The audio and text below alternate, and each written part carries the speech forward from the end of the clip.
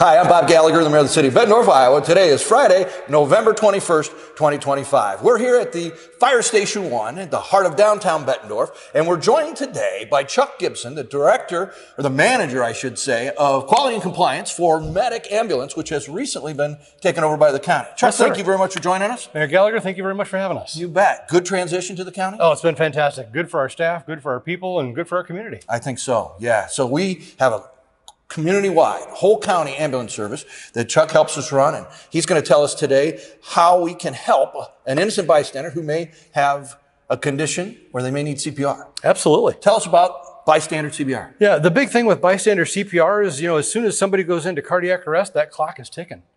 So before police, fire, EMS, somebody shows up at a professional level to take that over, we need bystanders to do something, because all those vital organs in their body are not getting perfused with oxygen. Okay. So how is this bystander CPR now different than that which I learned to be a lifeguard back when I was in high school? Yeah, the big thing that we've changed is for teens and adults, we removed the mouth-to-mouth part of that. Okay. Because what we found out is that is a barrier that people say, ooh, I don't know this person, that might be yucky, I don't want to get involved, I'm not going to do that, so I just won't do anything. What if I know the person and I'm comfortable doing it? Is it better to do it that way than this way? It does have some benefits. There is enough oxygen in your system for about 6 or 7, 8 minutes or so. Okay. But the more oxygen you put in, it extends that window a little bit. So if you're going to have a little extended response, it gives you a little bit more time. And here in the city, we should probably be able to get somebody there in the 6 to 8 minutes. So we're really recommending use this style of CPR, right? Yeah, the hands only, just put your hands in the middle of their chest, lock your elbows. Do we have to push hard and fast? Feel for the sternum still, or what? No, are we doing? they made it easy. They just kind of look between the chin and the belly button, across the chest line, right put your hands between in the middle. nipples,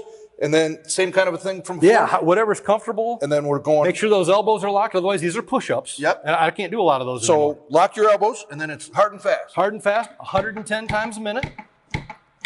Is that fast enough? Oh, that's good. And you see we got the green lights on this one. Being a trainer tells you're doing it deep enough and fast enough. So we want 110 beats a minute at about 2 inches on an adult. So that is rock star good CPR. So as soon as we have somebody go down, we still do the, hey, can you help me? Call 911. See if we've got a, what is this? This is an AED. All right, and they're in every building here in Bettendorf, in our schools. So schools. You'll probably have one in your building. Churches, gyms, Okay. shopping centers. These are becoming very common. The big thing is you just have to let somebody know to go get it for you, because this locked in a closet somewhere doesn't help anybody. So Sitting 1, next to call you. 911. 2, somebody get an AED while I do Get the to chest pushing. You bet. compressions. When the AED shows up, what happens? Yep. Big thing with that is we're going to open the lid. We're going to turn it on. Unit, okay. It'll do a little check. I keep going Yes. Call for help. until we're ready here.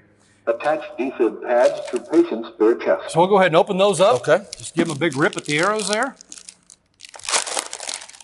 I like that they have pictures on them, Attach because defib in the pads event to of a patient's crisis, bare chest. you're not always I'm thinking already clearly. nervous right now. So just pull those guys off, and see it tells you kind of go on the left under the So left. this comes off? Yep, just pull the Attach red defib pad. There you Ah. go. to patient's Yep. bare chest. I'm glad we're doing this. And then, Stick that on the left side under their armpit so there. is it his left or my left? Their left. All Great right. point. Very good point. Attach defib Right under pads here? Yep. to patient's bare chest. And then we're going to peel the other one off, and we're going to look at the picture, because again, in a crisis, you don't always think straight, so let's read the directions. Attach That one's going to go on that left upper. Left There you go. upper, right Yep. here. Yeah, because she's, okay. There we go. Is that okay there, or does That's it have perfect. to be here? Nope. Okay. And the big thing is we don't want a lot of pauses. Attach defib Right. Because You every wanna get time 'em we're on. not pushing, that brain's not getting oxygen. Okay. Analysis halted. Okay? Don't touch patient. And then it'll just give you Analyze. directions. We stay off until it's done analyzing. Yeah, because it thinks your movement might be patient movement. It doesn't know the difference. Patient. Analyze it. And then when it tells us to, we're going to push that button in the Shock middle, advised. and it's going to shock that patient. Don't touch patient. So then Press flashing shock button. Shock delivered. Yeah. Start CPR. And right back to it. Right back to it. And the big thing you've probably seen on TV is everybody says clear. Yep. Well, that's a safety thing, because we're delivering electricity to this patient. And if somebody is touching this patient, it's going to deliver electricity to them, which could be an unintended consequences and cause harm. And this is saying 30. Do we stay at 30? 30. Okay. But we're going to take the breaths out, so we're just going to keep doing compressions. Okay. So we don't have to do that pause, because we're not doing the breath part. And that was perfect. So you just keep going. That's what it told me, but it said 30. I got to 30 and stopped. But you want to continue the whole time. Absolutely. Just keep going until somebody shows up to take over. Or if you're too tired, get somebody next in line and go, hey, you're next, line them up, because this is physical labor. You're Sure. going to get worn out pretty quick. Okay. When you're tired, bring in the next person, because as we get tired, we don't do a good job. Aha. Compressions don't get as deep, not as Not fast. as fast. You get Okay. wearing out, you bring in the B team. Okay. Or the next team. Not that they're not as good. Yeah. Just the next one. Okay. And then when you guys show up, or if fire shows up, they're in control of the scene. Right. We're going to I'll do say, what hey, they what's say when going they get on? there. Tell us the story, and then we're going to take over from there and keep you around to ask questions and help out and whatever we can do for you. Because we'll be able to tell you If you about shot how them, many we did. Then we did this. We got the AD on. Yeah. We had the shock, and it told us to CPR again in this instance. the other thing we want to know is how long have they been down? Sure. How long has this been going on before we got there? Because, like I say, with time ticking and all that, all those pieces of the puzzle come together for a successful outcome.